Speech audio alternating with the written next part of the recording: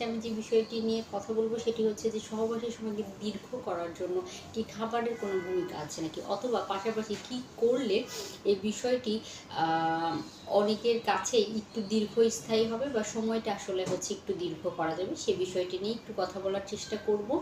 যদি আপনার কোনো অসুখ বিসুখ থেকে অবশ্যই ডাক্তারের পরামর্শ নিতে হবে, সেটি ছেলে হোক কিংবা মেয়ে হোক, সবার উদ্দেশ্যেই পরামর্শ যে যদি এই বিষয়টিতে সমস্যা দেখা দেয়, তো সেই ক্ষেত্রে অবশ্যই সবার প্রথমে যে কথাটি বলবো, একজন বিশেষজ্ঞ ডাক্তারের পরামর্শ নিতে হবে। কেননা প্রাকৃতিকভাবে সমস্যা যদি থাকে সেটি কিন্তু সমাধান করা সম্ভব হবে না যদি শারীরিক সমস্যা থাকে।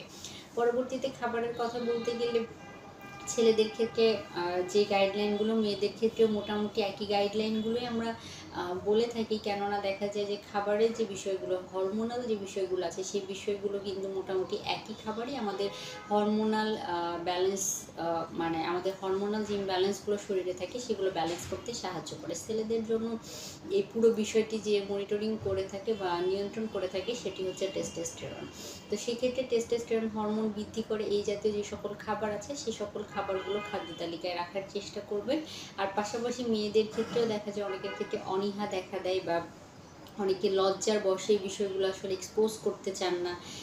তাদের উদ্দেশ্যেও বলবো, যদি আপনাদের সমস্যা থাকে অবশ্যই একজনের সাথে কাউন্সিলিং নিয়ে এই বিষয়টি সমাধান করতে পারেন, অথবা শারীরিক সমস্যা যদি থাকে তাহলে সেই শারীরিক সমস্যা সমাধানের জন্য ডাক্তারের পরামর্শ নিতে হবে।